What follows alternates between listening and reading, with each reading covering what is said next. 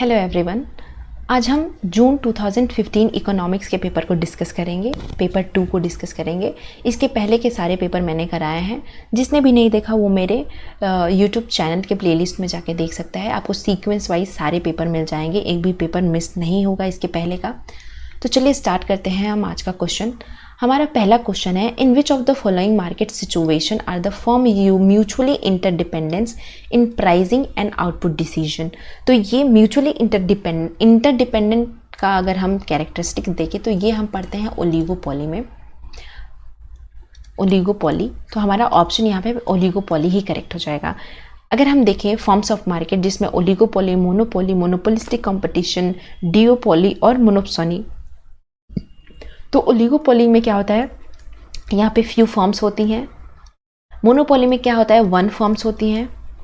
मोनोप्सोनी क्या होता है, मोनोप्सोनी का मार्केट का ऐसा सिचुएशन होता है जहाँ पे ओनली वन बायर होता है।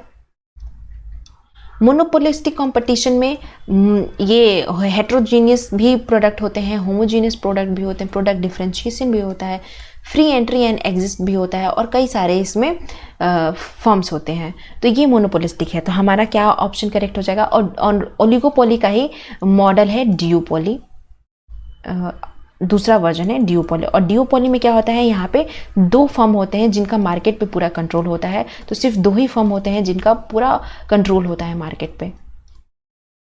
तो ये जो बहुत बेसिक इन्फॉर्मेशन थी और कि क्या होता है, इसे भी क्वेश्चन पूछ लेता है छोटे मोटे एग्जामों में, तो आप लोग इसको भी ध्यान रखिएगा। तो ऑप्शन ए हमारा करेक्ट है।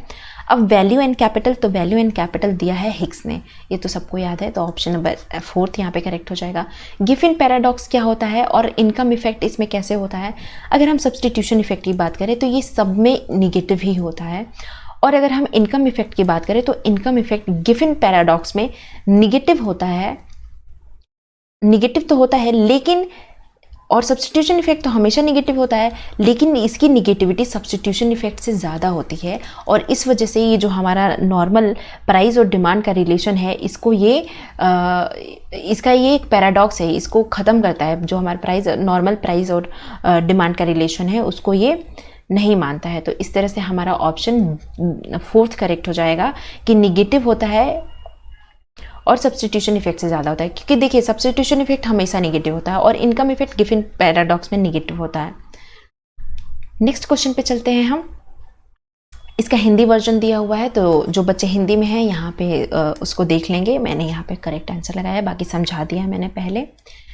नेक्स्ट है हमारा, which one of the following curve will be respond of supply curve of the labour. तो कौन सा curve supply curve of the labour की तरह रिस्पॉन्ड करता है। तो अगर हम बात करें ये marginal revenue of product of the curve labour की, तो ये क्या होता है।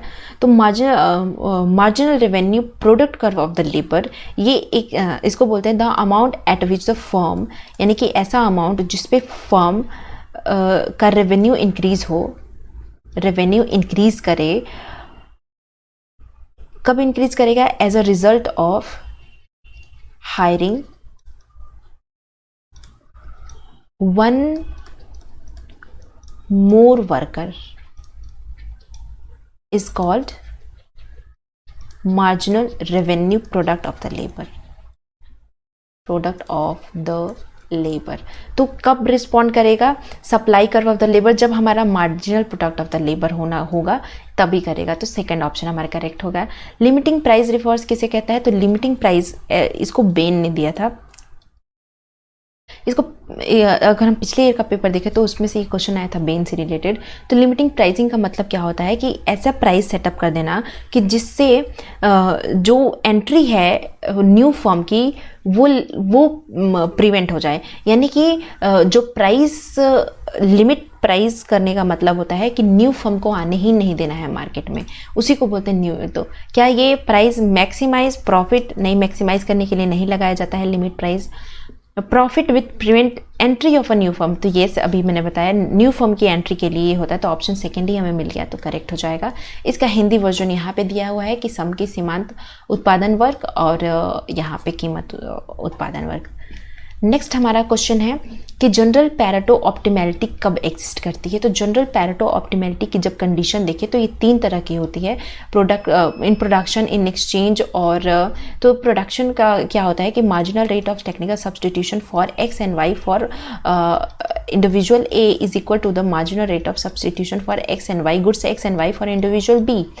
अगर आपको इस ऐसा इक्वेशन मिल जाए तो भी सही होगा, और price of X is equal to price of Y, ये होना चाहिए। फिर दूसरी कंडीशन इसकी क्या थी कि marginal rate of technical substitution for labour and capital is equal to the marginal rate of technical substitution, marginal rate of technical substitution for labour and capital for individual A will be equal to the marginal rate of plus, मतलब equal होना चाहिए marginal rate of substitution for labour and capital for individual B, और ये equal होना चाहिए किसके, marginal productivity of labour upon marginal productivity of capital, और ये लेबर का ये वेज रेट से है और ये कैपिटल क्या है, इंटरेस्ट रेट से है, तो W अपॉन R, और फिर ये पूरा Y अपॉन X।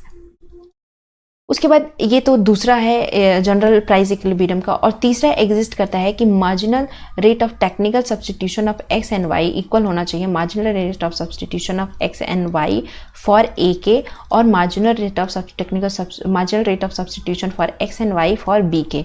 तो ये आपको जहाँ भी दिखे इन तीनों में से कोई एक, क्योंकि इसमें कोई ऐसा इंडिविजुअल हमें सिनेरियो नहीं पूछा है, तो जहाँ भी मिले इसको हमें सही कर देना है। तो marginal rate of technical substitution for labour and capital for individual A होना चाहिए, गुड्स ए नहीं, तो ये भी गलत है।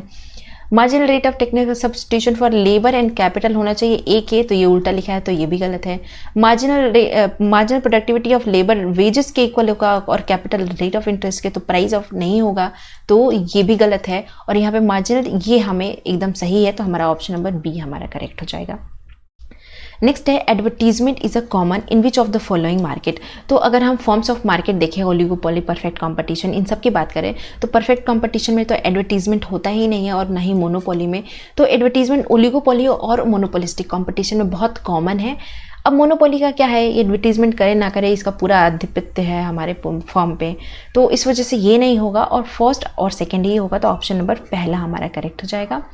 नेक्स्ट है intellectual property right regimes is a managed by. तो इंटेलेक्चुअल प्रॉपर्टी राइट ये WTO का ही फॉर्म है। WTO में ट्रिप्स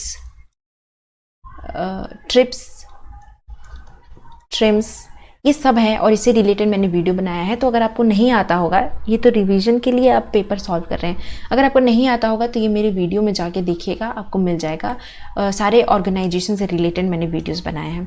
नेक्स्ट है यहाँ पे, ये हिंदी है इसका जो अभी हमने किया, तो इसमें ये करेक्ट था, इसमें हमारा फर्स्ट सेकेंड करेक्ट था, और इसमें WTO था। नेक्स्ट क्वेश्चन पे चलते हैं हम। Which of following statement are true for the euro currency market.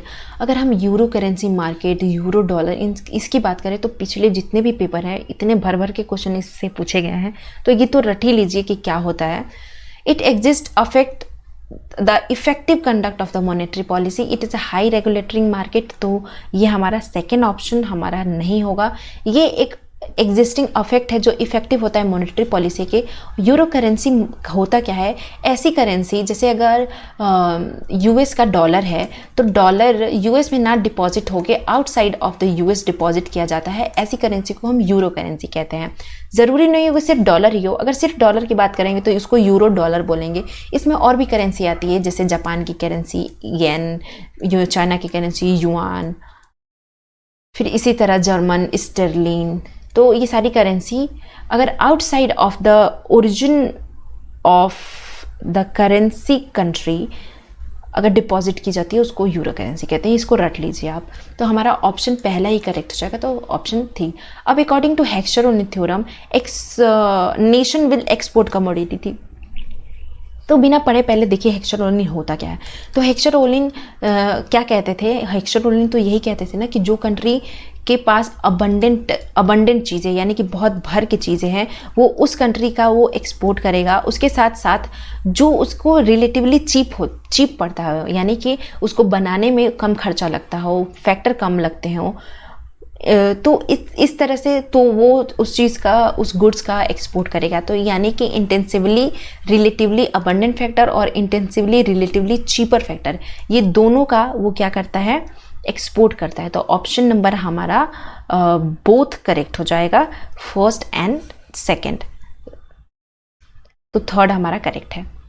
Next चलते हैं हम, ये इसका हिंदी वर्जन है तो हिंदी वाले बच्चे इसको देख लीजिएगा। नेक्स्ट है हमारा custom union always leads to. तो अगर हम बात करें कस्टम यूनियन थ्योरी की तो फ्री ट्रेड, फिर उसके बाद custom union, common market, economic union, ये सारी चीज़ें आती हैं। तो अगर कस्टम यूनियन की बात करें तो कस्टम यूनियन की दो थ्योरी है, पार्शियल इक्विलिब्रियम और जनरल इक्विलिब्रियम। पार्शियल इक्विलिब्रियम को जेकॉब वाइनर ने दिया है और जेकॉब वाइनर में इसमें क्या यूज़ किया है, दो चीज़ों का यूज़ किया है कि कस्टम यूनियन की वजह से ट्रेड क्रिएट भी होता है और ट्रेड डाइवर्जन भी होता है, यानी दोनों इफेक्ट के बारे में बात किया है इन्होंने जेकॉब वाइनर में पार्शियल कस्टम यूनियन की थ्योरी में कि both are the trade creation and trade diversion. Trade creation कब होगा, जब कस्टम यूनियन से हमें गेन होगा तो वो ट्रेड क्रिएट करेगा, ट्रेड डाइवर्जन जब हमें उससे लॉस होगा। तो ऑप्शन नंबर सी हमारा करेक्ट हो जाएगा। विच of the following is a assumption of Heckscher-Olin theorem. अगर हम हेक्सर-ओलिन थ्योरम का अजम्पशन की बात करें तो अजम्पशन हम पहले देख लेते हैं कि मार्केट में परफेक्ट कंपटीशन होना चाहिए, फुल एम्प्लॉयमेंट होना चाहिए, साथ ही साथ फैक्टर की मोबिलिटी होनी चाहिए, यानी कि फैक्टर मोबिलिटी, साथ साथ टेक्नोलॉजी का इफ़ेक्ट ज़्यादा नहीं होना चाहिए दोनों कंट्री में, दोनों कंट्री का जो ट्रांसपोर्ट, नो ट्रांसपोर्ट कॉस्ट,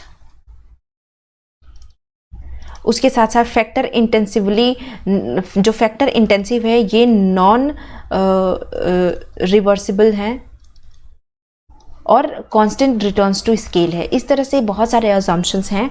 तो कौन से अजम्पशंस हैं मोस्ट इम्पॉर्टेंट है, क्या दो कमोडिटी, ये custom, constant tariff, two factor model, तो ये सारे तो हैं ही, लेकिन नो टैरिफ जो है ये one of the important assumptions है हेक्सर-ओलिन का। तो ऑप्शन नंबर सी यहाँ पे करेक्ट हो जाएगा।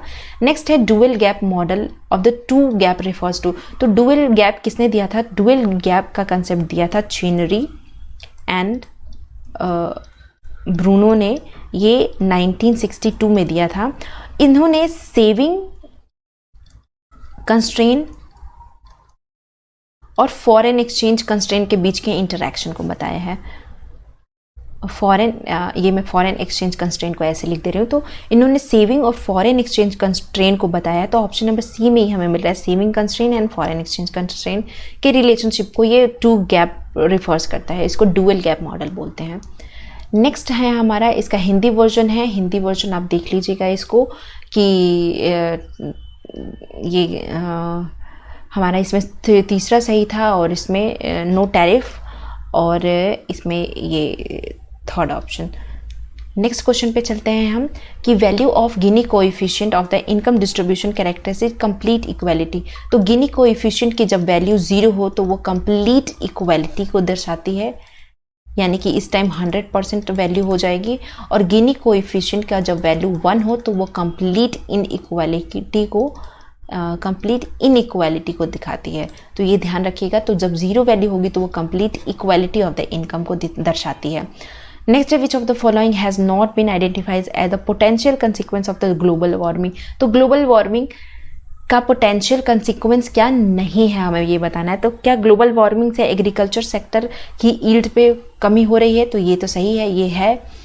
स्प्रेड ऑफ डिसीजेज, बहुत सारे डिसीजेज, स्किन डिसीजेज हो रहे हैं ग्लोबल वार्मिंग से, तो ये भी सही है। सी लेवल भी बढ़ता जा रहा है ग्लोबल वार्मिंग की वजह से, तो ये भी सही है।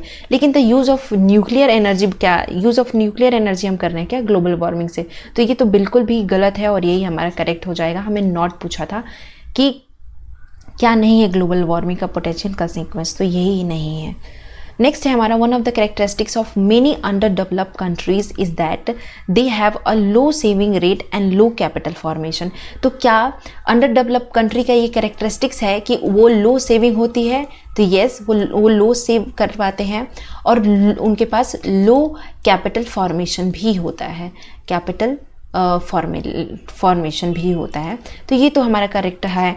दूसरा क्या है, in underdeveloped countries this is mainly due to high level of consumption. No, underdeveloped country के लोगों का हाई लेवल ऑफ कंजम्पशन नहीं होता है, लो लेवल ऑफ कंजम्पशन होता है, क्योंकि यहाँ पे कैपिटल फॉर्मुलेशन ही नहीं होता है। यहाँ पे लैक ऑफ कैपिटल की वजह से बहुत सारी प्रॉब्लम होती है, लैक ऑफ सेविंग है जिसकी वजह से बहुत सारे इन्वेस्टमेंट नहीं हो पाते हैं। तो हमारा रीज़न गलत है, असर्शन सही है। तो ऑप्शन नंबर 3 हमारा करेक्ट हो जाएगा। नेक्स्ट क्वेश्चन पे चलते हैं हम। ये हिंदी में है, इंग्लिश देखते हैं। कंसेप्ट ऑफ सरप्लस वैल्यू, तो ये तो पूरा रट ही गया है कि कार्ल मार्क्स ने दिया है, तो ऑप्शन नंबर बी करेक्ट है। मॉनेटरी पॉलिसी इफेक्टिव होगा कब, जब इन्वेस्टमेंट स्पेंडिंग होगा।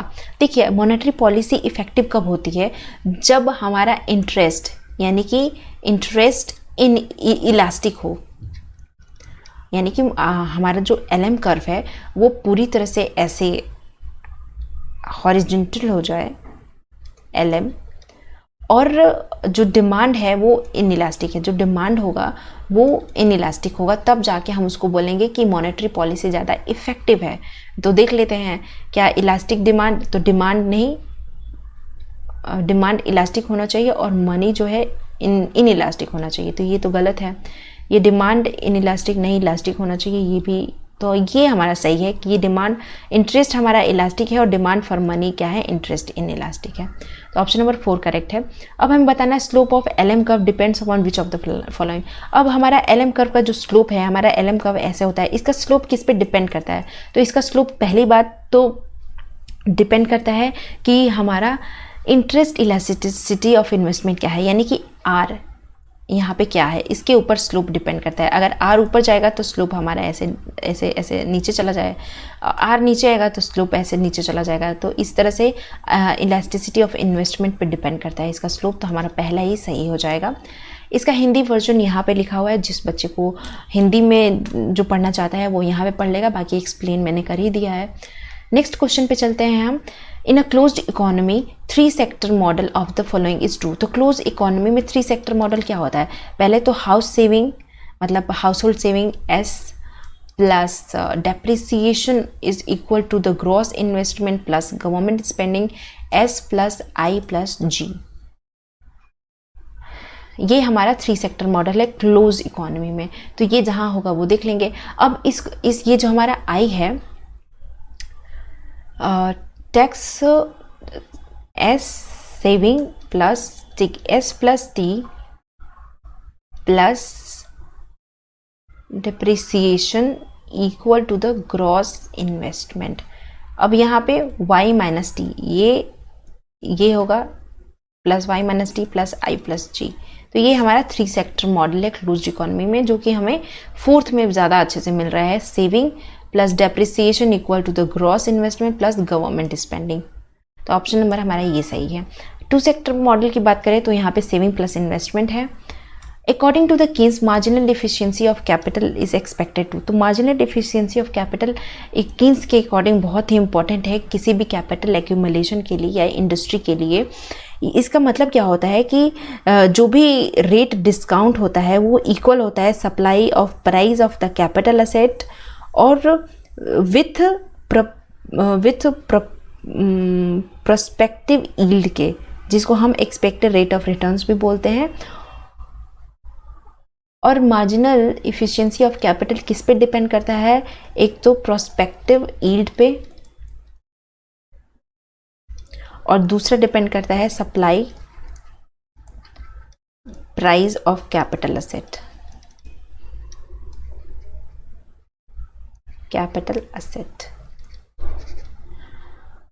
तो हमें बताना है कि ये कौन सा कीन्स के मार्जिनल एफिशिएंसी ऑफ कैपिटल है, एक्सपेक्टेड। तो वो है हमारा rate of returns on a real investment, क्योंकि उन्होंने rate of return on real investment की ही बात की है कीन्स ने मार्जिनल एफिशिएंसी ऑफ कैपिटल में। इसका हिंदी वर्जन यहाँ पे है। और नेक्स्ट क्वेश्चन पे चलते हैं हम। हम एक क्लासिकल मैक्रो इकोनॉमिक सिस्टम में मनी क्या डिटरमाइन करता है? क्या मनी एम्प्लॉयमेंट डिटरमाइन करता है या रियल आउटपुट डिटरमाइन करता है? तो मनी की तो वैल्यू कुछ है ही नहीं क्लासिकल में, सिर्फ एक्सचेंज ऑफ द प्राइस ही सिर्फ प्राइस को इंक्रीज करता है। तो नाइदर वन और नॉट टू, ना ये एम्प्लॉयमेंट को कुछ करता है ना ही रियल आउटपुट से कुछ इसका लेना देना है। तो हमारा फोर्थ ऑप्शन करेक्ट हो जाएगा। नेक्स्ट क्वेश्चन है, हमें रियल रेट ऑफ इंटरेस्ट दिया है और इधर आउटपुट दिया है। अगर LM शिफ्ट होगा इधर L1 से LM से LM पे शिफ्ट होगा तो कौन सा हमारा स्टेटमेंट ट्रू होगा? तो इसमें क्या होगा, L1 पे क्या था, ये R0 था, लेकिन जैसे ही ये LM से L1 पे शिफ्ट हुआ तो अगर हम इनिशियल से इसको नापेंगे यहाँ पे तो ये क्या बन जाएगा, ये R1 बन जाएगा, यानी कि R0 से लिक्विडिटी इफेक्ट R1 पे चली जाएगी। तो ये लिक्विडिटी इफेक्ट तो को दिखाता है, तो हमारा ऑप्शन नंबर पहला ही करेक्ट हो जाएगा।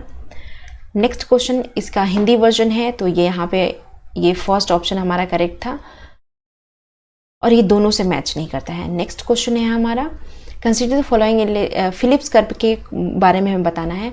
क्या देयर इज हमें बताना है मोनेटरिस्ट पॉइंट ऑफ व्यू पे।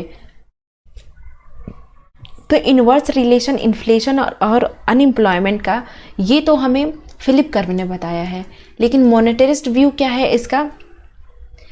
क्या economic behaviour function nominal return? तो नो, नॉमिनल रिटर्न की बात फिलिप करते हैं, ये रियल रिटर्न की बात करते हैं, मोनोपोली। तो हमारा ऑप्शन नंबर यहाँ पे थर्ड सिर्फ करेक्ट हो जाएगा। तो ऑप्शन फोर्थ थर्ड में दिया है तो ये करेक्ट हो जाएगा, इसका हिंदी वर्जन।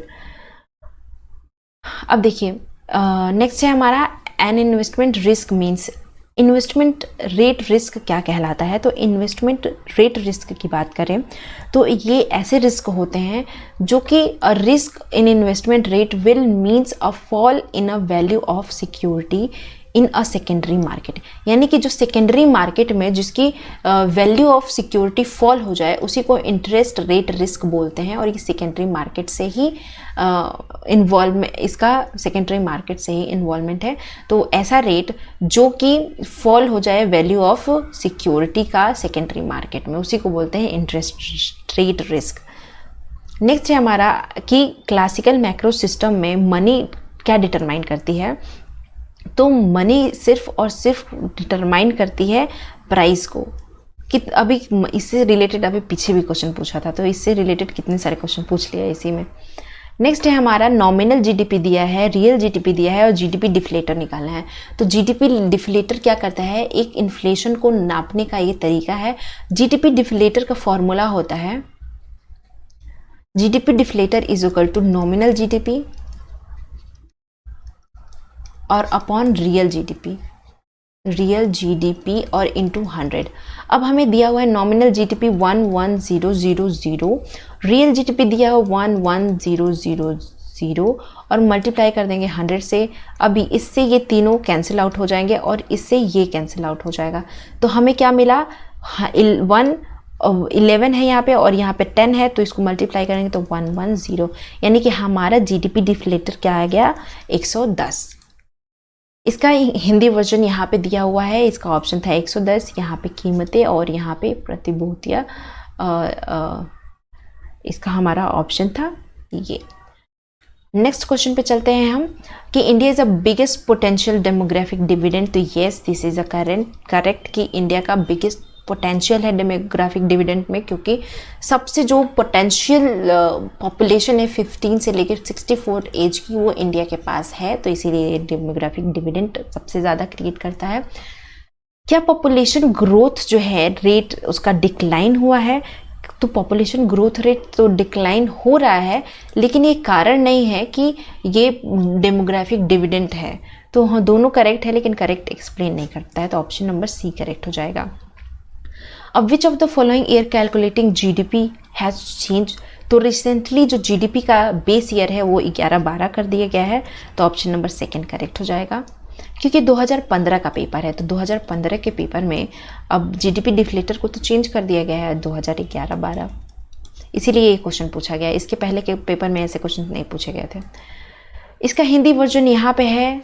और नेक्स्ट क्वेश्चन पे चलते हैं हम कि विच of following state has the largest share of the total food grain product in India. तो सबसे largest share food grain product India का किसका है, तो वो है यूपी का उस टाइम के हिसाब से।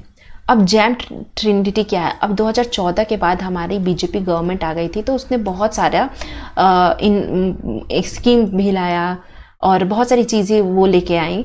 तो जैम ट्रिटी यहाँ पे क्या है, जे का मतलब जनधन, ए का मतलब आधार और एम का मतलब mobile number. Jan Dhan Yojana, Aadhaar and mobile number, इन तीनों को एक साथ जोड़ने का काम किया गया था, उसी को बोलते हैं जैम ट्रिनिटी। नेक्स्ट क्वेश्चन है, हु ओरिजिनेटेड बुद्धिस्ट इकोनॉमिक्स। तो बुद्धिस्ट इकोनॉमिक्स EF सुमाचार नाम के इकोनॉमिस्ट थे जिन्होंने बुद्धिस्ट इकोनॉमिस्ट को ओरिजिनेट किया था। इसका हिंदी वर्जन यहाँ है, जिन भी बच्चों को या हिंदी में देखना है वो यहाँ पे देख सकते हैं।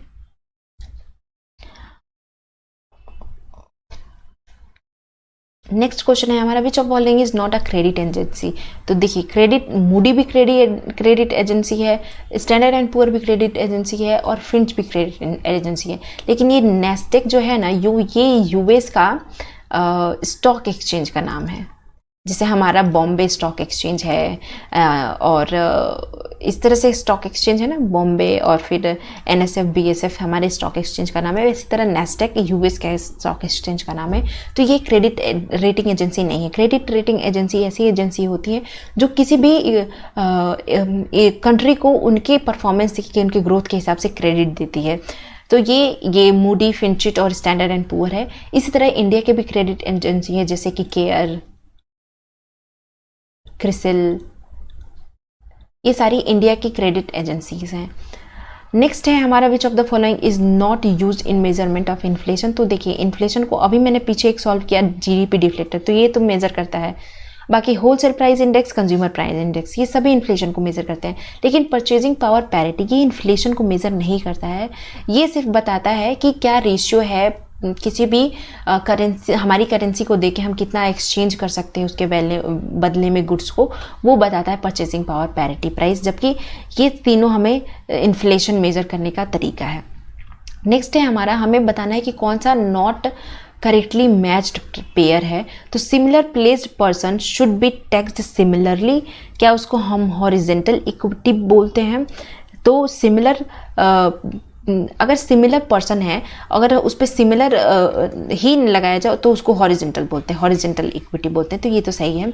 Interest payment are deducted from physical deficit, तो उसको प्राइमरी डेफिसिट कहते हैं। तो ये अगर प्राइमरी डेफिसिट में से इंटरेस्ट पेमेंट को माइनस कर देते हैं तो उसको, फिजिकल डेफिसिट में से इंटरेस्ट पेमेंट माइनस कर देते हैं तो उसको प्राइमरी डेफिसिट कहते हैं, ये भी सही है। Goods which is divisible and principle exclusion apply in full measures, क्या उसको प्योर प्राइवेट गुड बोलते हैं। तो ये मैंने कितनी बार बताया है कि प्राइवेट गुड इसको कहते हैं जिसमें राइवलनेस का नेचर हो और एक्सक्लूडिबिलिटी हो, यानी कि एक के यूज़ से दूसरे के यूज़ की कमी पड़ जाए और हम किसी को हम एक्सक्लूड कर सकते हैं लोगों को बेस्ड ऑन देयर कि वो दे सकते हैं या नहीं दे सकते हैं पैसे किसी चीज़ को कंज्यूम करने के लिए। तो ये भी सही है। बाकी tax on goods and services is levied according to the item value, क्या आइटम वैल्यू के अकॉर्डिंग, तो उसको हम वैट बोलते हैं, ना कि स्टेट एक्साइज ड्यूटी। तो ये हमारा सही हो जाएगा क्योंकि यही नॉट करेक्टली मैच है।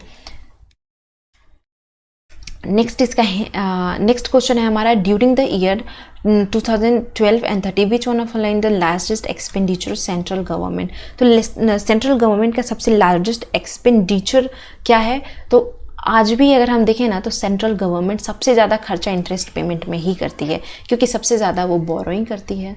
तो इंटरेस्ट पेमेंट में लगभग 20% अपने GDP का खर्चा कर देती है।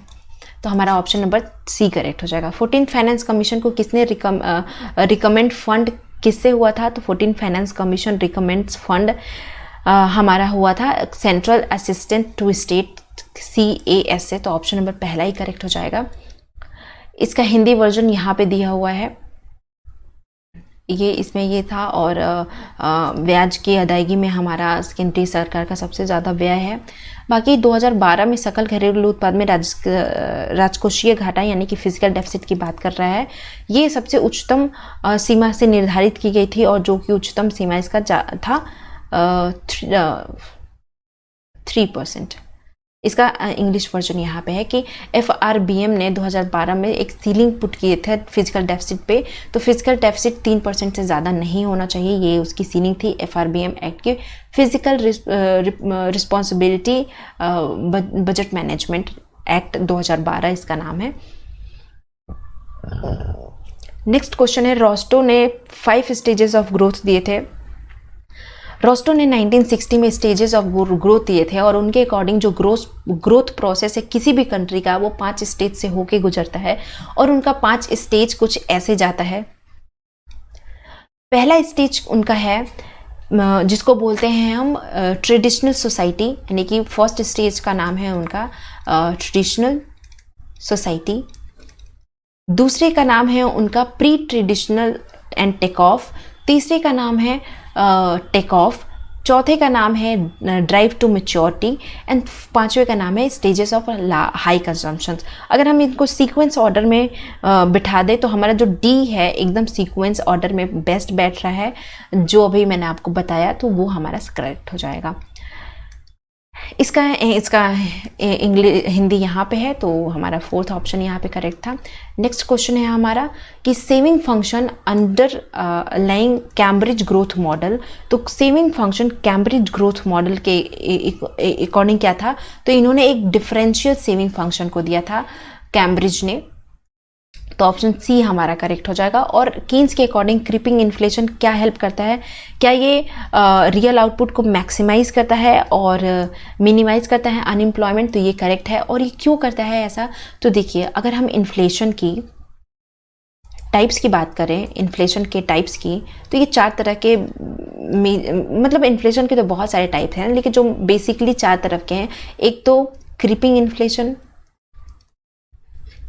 इन्फ्लेशन, उसके बाद बोलते हैं एक को वॉकिंग इन्फ्लेशन, फिर हमारा है गैलोपिंग इन्फ्लेशन और चौथा है हमारा हाइपर इन्फ्लेशन। अब इन सब में अंतर क्या होता है, क्रीपिंग इन्फ्लेशन 1%, 2% और 3% होता है, जो कि किसी भी इकोनॉमी के लिए बहुत ही अच्छा माना जाता है। अब ये इसकी वजह से इन्वेस्टमेंट होगा क्योंकि प्राइस लेवल बढ़ता है और प्राइस लेवल बढ़ने की वजह से इन्वेस्टर मोटिवेट होते हैं और इन्वेस्ट करने के लिए। तो ये हमारे अनएम्प्लॉयमेंट को कम करता है और रियल आउटपुट को बढ़ाने में मदद करता है। तो क्रीपिंग इन्फ्लेशन से ये दोनों करेक्ट है। अब हम आते हैं वॉकिंग इन्फ्लेशन, ये 3% से ज़्यादा होता है और 10% से कम होता है। इसका मतलब होता है कि थोड़ा इन्फ्लेशन का रेट बढ़ गया, ये अच्छा नहीं माना जाता है। गैलोपिंग इन्फ्लेशन में बहुत ज़्यादा इन्फ्लेशन बढ़ जाता है, 10% से भी ज़्यादा, 50-40% तक चला जाता है। और हाइपर इन्फ्लेशन तो बहुत बुरी सिचुएशन हो जाती है कि जब इन्फ्लेशन बहुत ज़्यादा हो जाता है और उस सिचुएशन में कंट्री को ऐसी नौबत आ जाती है कि वो अपनी करेंसी को ही चेंज कर दे, जो कि अभी एक कंट्री में हुआ है। अगर किसी को पता हो तो मुझे बताइएगा कि किस कंट्री में बहुत ज़्यादा इन्फ्लेशन की वजह से उसकी करेंसी को चेंज करना पड़ा। तो इस वजह से हमारा ये 4th ऑप्शन करेक्ट हो जाएगा कि क्रीपिंग इन्फ्लेशन कीन्स के अकॉर्डिंग ये अच्छा माना गया है, ये इन्फ्लेशन, और ये हमारी इकोनॉमी को बूस्ट करने के काम में आता है। इसका हिंदी वर्जन यहाँ पे है और इसको आप लोग देख लीजिएगा। नेक्स्ट है हमारा ये था। नेक्स्ट हमारा है कि फेमस इक्वेशन है हमारा MPKY, जिसमें से K क्या कहता है। तो ये बहुत सारे इक्वेशंस दिए थे क्वांटिटी ऑफ मनी के लिए, जिसमें से रॉबर्टसन, कीन्स, देखिए इससे भी रिलेटेड मैंने एक वीडियो कराया है, कैम्ब्रिज इक्वेशंस, और इससे ऐसे रिलेटेड नाम है उस वीडियो का, आप उसको सर्च कर लीजिएगा, जिसमें हर तरह के वीडियो, जिसमें एम की क्या क्या वैल्यू थी, जैसे कीन्स का, रॉबर्टसन का और फिशर का, जिसमें MV = PRT, और ये सारे इक्वेशंस मैंने उसमें कराए हैं। अभी इसमें K बताना है कि K क्या स्टैंड करता है। तो K स्टैंड करता है friction of money value of output held by the public. तो यहाँ पे ये जान लीजिए, ये प्राइस है और ये इनकम है, ये आउटपुट है Y, और यहाँ पे K क्या है, friction of money value of the output. अब हमें ज्योमेट्रिक मीन निकालना है। ज्योमेट्रिक मीन क्या होता है, ये होता है अंडर रूट ऑफ जितनी भी वैल्यू दी हुई हो। तो geometric mean of 2, 6 and x, यानी कि 2, 6 एंड x, इसका ज्योमेट्रिक मीन कितना दिया हुआ है, 6 दिया हुआ है, तो यानी कि 6 is equal to under root 2, 6 and x, तो 2, 6 एंड x 6 इंटू अगर हम ये देखिए यहाँ पे 3 है यानी कि क्यूब रूट है, 3 वैल्यू है यानी कि 3 क्यूब रूट है। अब हम इसको क्यूब रूट को हटाएंगे तो ये 6 पे क्यूब रूट आ जाएगा और यहाँ से हट जाएगा, तो ये 6, 12x हो गया, 12x है। अब हम इसको सॉल्व करेंगे तो 6 इंटू 6 और ये x की वैल्यू और यहाँ पे 12 आ जाएगा, तो 6 2 जा 12 और 2 3 जा 6 और 6 3 जा 18, तो हमारा ऑप्शन नंबर ये 18 सही हो जाएगा सेकंड। नेक्स्ट है हमारा स्टैंडर्ड एरर दिया हुआ है, हमें बताना है स्टैंडर्ड एरर का फॉर्मूला क्या होता है अगर हमें वेरिएंस ये दिया हुआ हो तो स्टैंडर्ड एरर का जब हमें ये दिया हुआ होता है हुज वेरिएंस इतना है तो इसका फॉर्मूला होता है स्टैंडर्ड एरर अपॉन n, मतलब ये स्टैंडर्ड एरर का यहाँ पे फॉर्मूला हो जाएगा, कहाँ पे हमें बी में, तो बी ऑप्शन हमारा करेक्ट हो जाएगा। इसका हिंदी वर्जन यहाँ पे दिया हुआ है, इसका सी ऑप्शन ये, और ये मैंने अभी कराया था, पीछे देख लीजिएगा आप लोग। नेक्स्ट क्वेश्चन है प्रोबेबिलिटी, हमें बताना है total probability of 8 a throw of a 2 sing, मतलब दो डाइस मतलब एक डाइस में 6 फेसेस होते हैं, तो दो डाइस में 6, तो टोटल आउटकम्स कितना हो जाएगा 36। अब हमें बताना है कि हमें टोटल हमने 2 डाइस को थ्रो किया, अब 2 डाइस में से जिसका नंबर 8 होना चाहिए, मतलब दोनों डाइस को फेंकने पे एक बार में उसका जो एडिशन है वो 8 आना चाहिए। तो कैसे कैसे हो सकता है, मैक्सिमम नंबर डाइस का 1 से लेकर 6 तक होती है, 6 मैक्सिमम नंबर होता है, तो अगर हम एक डाइस पे 4 आ जाए, एक डाइस पे 2 आ जाए, तब एक डाइस पे 6 आ जाए और एक डाइस पे 2 आ जाए तब 8 हो जाएगा। अगर एक डाइस पे 5 आ जाए, एक डाइस पे 3 आ जाए तो 8 हो जाएगा। एक डाइस पे 3 आ जाए, एक डाइस पे 5 आ जाए तो 8 हो जाएगा। ऐसे ही एक डाइस पे 2 आ जाए, एक डाइस पे 6 आ जाए तो 8 हो जाएगा, और एक डाइस पे 4 आ जाए और दूसरे डाइस पे 4 आ जाए तो भी 8 हो जाएगा। यानी कि कितने पॉसिबल आउटकम्स बन रहे हैं, 1 2 3 4 5 पॉसिबल आउटकम्स हैं और टोटल नंबर ऑफ आउटकम्स है 36। तो इसका क्या प्रोबेबिलिटी का फॉर्मूला क्या होता है, possible outcomes upon total outcomes. तो पॉसिबल आउटकम्स 5 है और टोटल आउटकम 36 है, तो 5/36 हमारा करेक्ट ऑप्शन हो जाएगा। अब हमें यहाँ पे बताना है रिग्रेशन लाइन दिया हुआ है हमें, और कोएफिशिएंट ऑफ कोरिलेशन निकालना है। तो कोएफिशिएंट ऑफ कोरिलेशन आर की फॉर्मूला क्या होता है, bxy इंटू byx।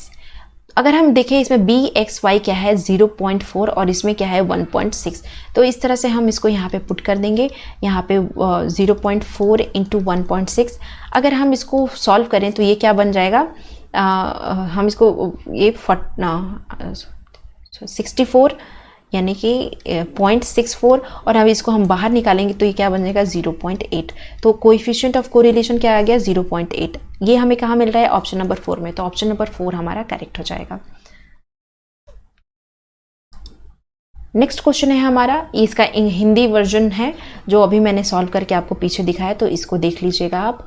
नेक्स्ट है हमारा, हमें मीन दिया हुआ है 26, मीडियन दिया हुआ है 14 और मोड दिया हुआ है 7। हमें डिस्ट्रीब्यूशन बताना है कि पॉजिटिवली स्क्यूड होगा, नेगेटिवली स्क्यूड होगा कि क्या होगा।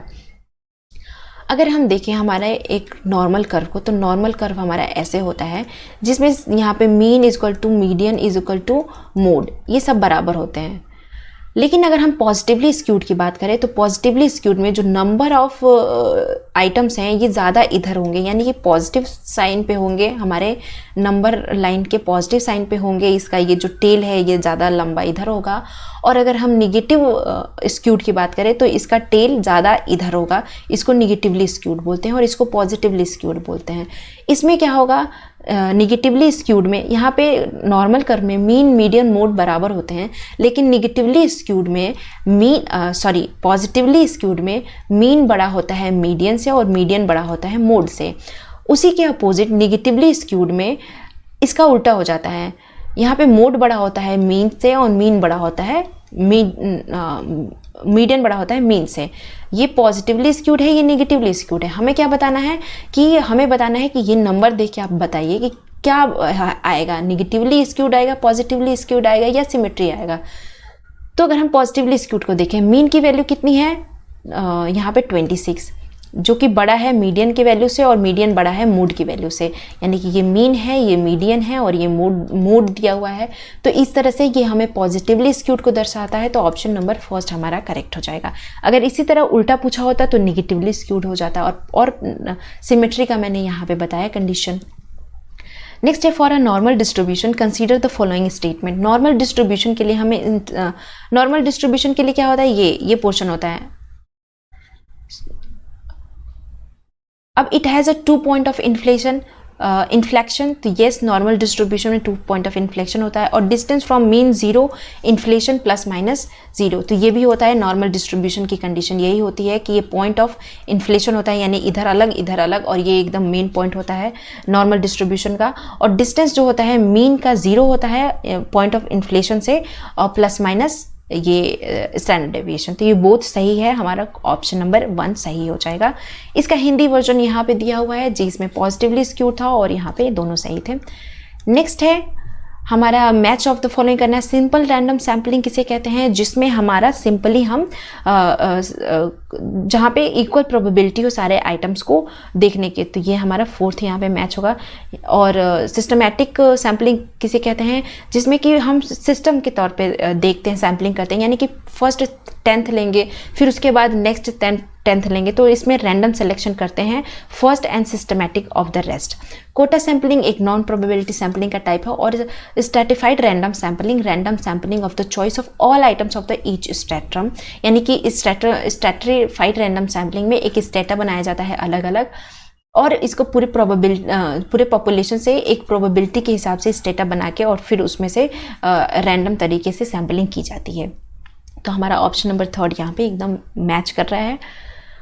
हमारा लास्ट क्वेश्चन है पेपर 2 का। If a village all the farmer are divided into 3 category. अगर एक विलेज है, मान लीजिए ये विलेज है जिसमें सभी फार्मर जो है 3 तरह की कैटेगरी में डिवाइड कर दिया गया है। पहला मार्जिनल, फिर स्मॉल और फिर large. And a sample of a 20 farmer is taken randomly from the each of the category. इसको बांटने का मतलब इसको एक स्टेटा में बांट दिया गया है और हर एक स्टेटा से रैंडम तरीके से 20-20 फार्मर का सैंपल लिया जा रहा है।